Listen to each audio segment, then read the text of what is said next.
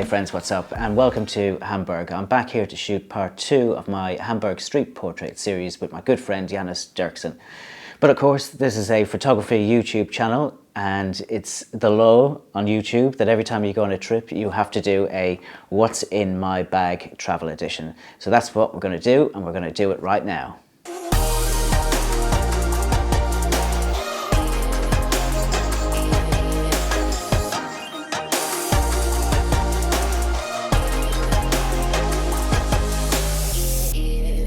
Hey, it's Alan here with Wild End Story, sharing my journey and helping you with the best tips and behind the scenes to help build your experience with travel, adventure and street portrait photography.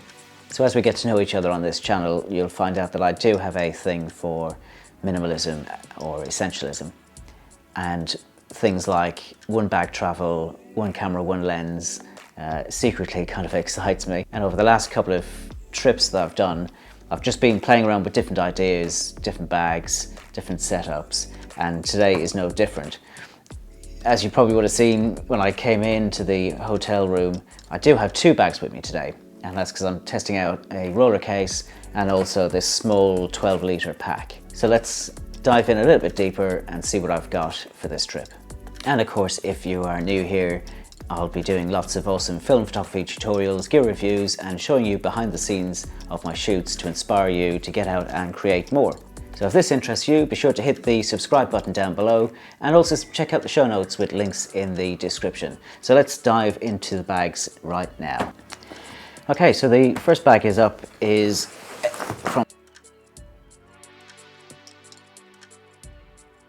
which makes some great products. A lot of the stuff is made from recycled firefighter uniform and hose. Really is a very interesting company. And I've got this lovely pack, which is 12 litres, nice and small and compact, really durable. Things I like about it, really nice padding on the straps, and the back panel is quite nice, really tough material. It's got a Velcro patch on the outside if you want to stick on your favorite patches, and then on the inside, all of the inside, it has this bright orange interior, which I really like. It's obviously quite useful to help find stuff in the dark or low light. So things I don't like about it that I found out on recent trips is that it doesn't have any sort of water bottle holder on the outside, or anywhere that if I was to use it for a camera bag. I mean, this is not designed as a camera bag. It's a multi-purpose bag, which I'm using as my camera bag. But it would be nice to have some way of attaching a tripod or a monopod to it. Other thing I found out from using it in conjunction with the roller trolley is that it hasn't got any sort of flap here where I can put the bag down over the 2 handles on the roller bag. So that's been a little bit annoying. So let's work our way from the outside. It has this vertical zip, really lovely heavy duty YKK zippers, really nice. I really do like it.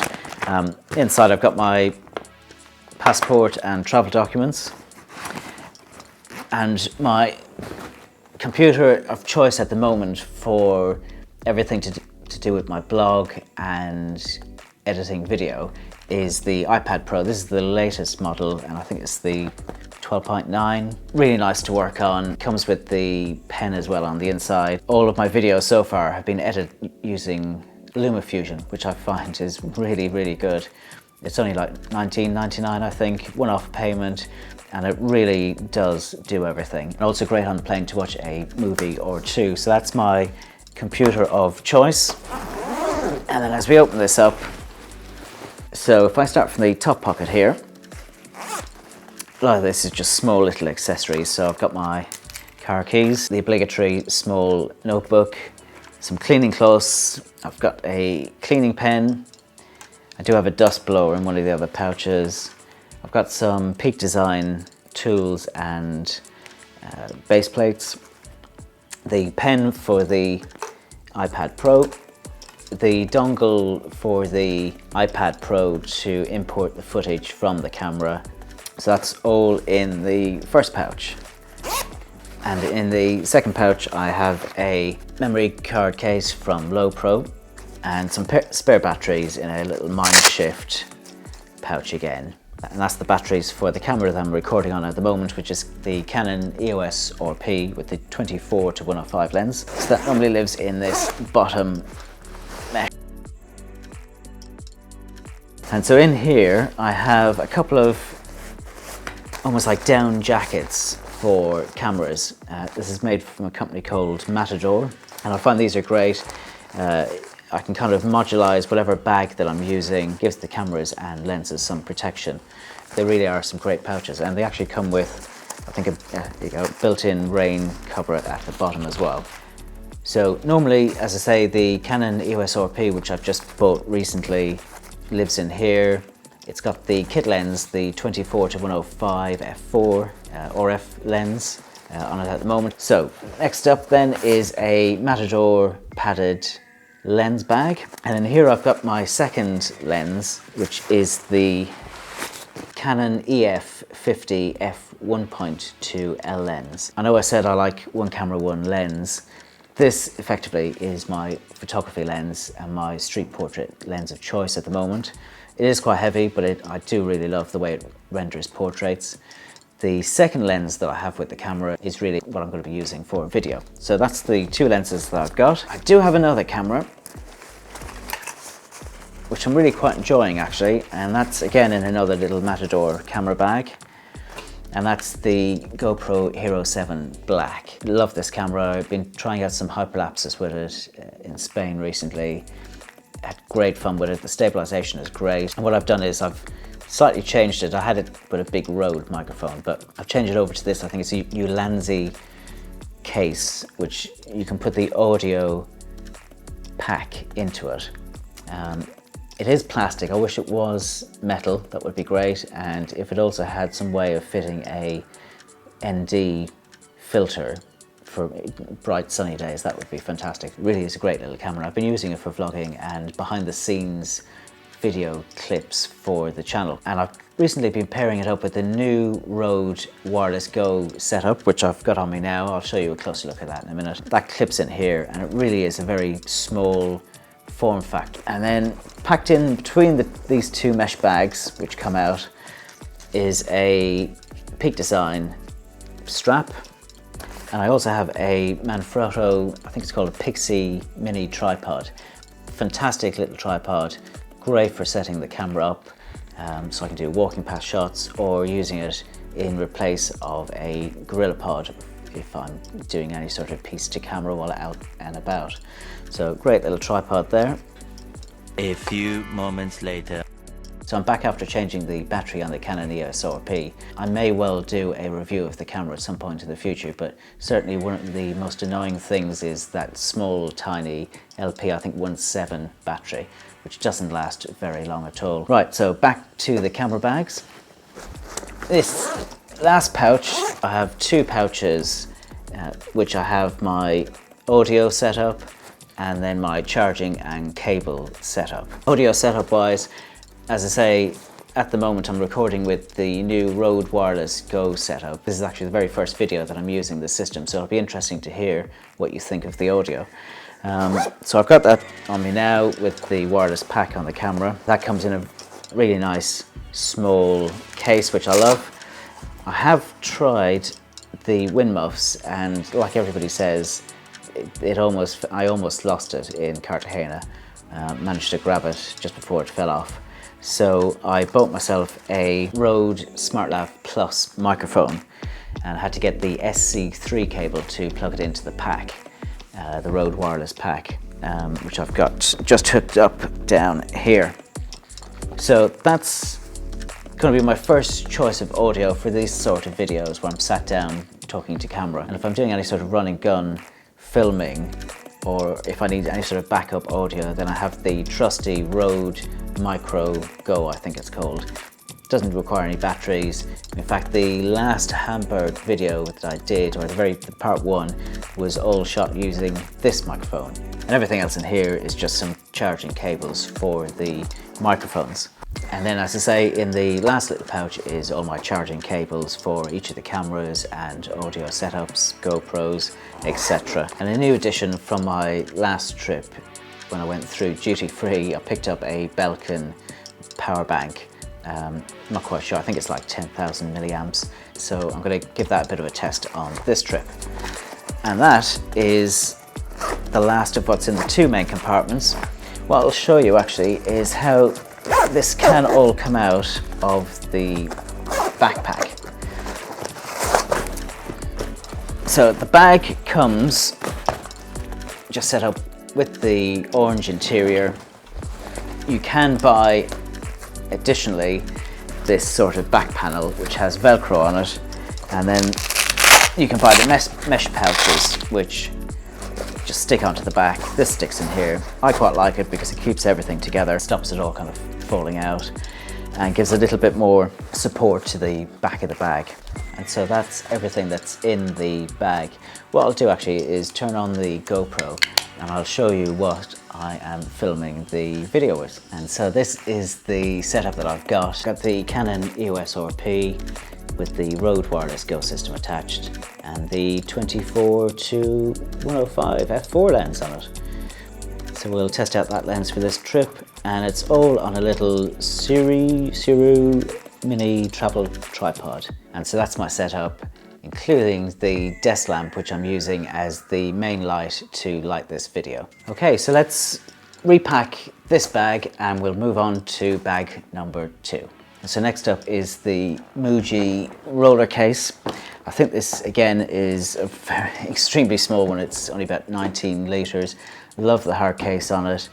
TSA locks on it, great wheels on it which can be locked at the back here, and nice little black handles on it.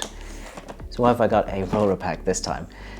The last couple of trips when I've carried one bag for everything, clothing, computer, camera gear, I've ended up coming home actually with bruised shoulders, particularly in transit, going through airports, getting to and from destinations. And I was always quite envious of business people walking past with these four-wheeled roller cases. So I've got myself one of the cases and I'm just kind of playing around with different setups to see how I might be able to integrate that into my setup. The idea that I've got in my head is maybe some sort of like Russian doll thing where whatever camera bag I have during the flight or the transit from A to B, that will live in here, so I don't have to carry it around in the airport. And then when I get to my destination, I can open it up and take out the camera bag and the small amount of clothing that I travel with and do whatever I need to do then once I'm at that location. One downside to this that I found on this trip was that as I came from the train station up to the hotel, a lot of the roads were cobblestones, which is not great for a roller case, but thankfully because it's just so small and light, I could literally just lift it up and pick it over the cobblestones. But yes, that is one downside. It's great in an airport, but going down paved streets is not ideal for it. So let's have a look and see what's inside this bag. So in this case, on the right hand side, I had the travel tripod, which fits really lovely in here. Next, on this side of the bag, I have a Peak Design, I think it's a 5-litre pack that they have. Really loving this bag. I've had it for quite a while now, and I brought it on this trip because tomorrow when I'm going to be doing some street portraits, I don't particularly want to be carrying around a big heavy backpack. So what I'm thinking is I may put my camera gear for the day while I'm doing the street portraits all in this small little backpack, and then I can come back to the hotel to pick up all of the rest of the main gear before heading back to the airport. And this of course is in the black edition with the gold interior, which I quite like. Really nice bag. Again, maybe at a later stage I might actually dive a bit deeper into a lot of the products and stuff. But for now, that's another bag that I've brought with me. And then in the main zipper compartment, I have my Bose noise cancelling headphones. These are an absolute godsend, very expensive, but an absolute godsend when you're on flights with screaming children. I then have another recycled firefighter product. This is their trucky pouch. I've got a couple of these, but this is the black edition. And again, I've just got some cables, some tissues, little glass wipe for my phone, charging cables, and I also have my AirPods in a black rubberized case and a small little carabiner. So that all lives in there. This tends to be something I carry around with me every day, not just when I'm on a photography trip. I have my sunglasses, and next up is my travel charger. This one has 2 UK 3-pin plugs and 2 USB adapters. I'm actually trying to find a single plug that will plug in that will have anything up to 8 or 10 USB ports, so I'd only have to carry one adapter with me when I travel. Next up is a small little Sea to Summit packable bag. It's come in handy so many times. And next in the bag is my Peak Design capture clip, which I'll probably use tomorrow to attach the camera either to my belt or the bag as I'm walking around approaching people to take pictures of them. And I have my clothing. Because I'm only here for 2 days, or effectively one night, I've put all my clothes into this small little Eagle Creek packable sack. And so I've just got another pair of socks, underwear, and another shirt for tomorrow, another kind of t-shirt for tomorrow. So that all packs away into there. And in here then, this is another Muji product. So this is my toiletries in this small little bag. I really love this. This is a great little bag, contains so many different things in it. So that's what I'm carrying toiletry wise. And once I narrow it down exactly what I'm going to be kind of traveling on every trip in terms of clothing and toiletries and other kind of travel gadgets, I'll probably do a more in-depth video on that. But for now, that's what I've got. So I hope you found this useful to see what I've brought on this trip. And of course, let me know in the comments down below if you have any particular gear that you like to take on your trips. Tomorrow I meet up with Yanis, where I'm the one who's going to be doing the street portraits, putting into practice Yanis's pro tips that he gave us in part 1 of the Hamburg street portrait series. So click on the link down below and I'll see you next time.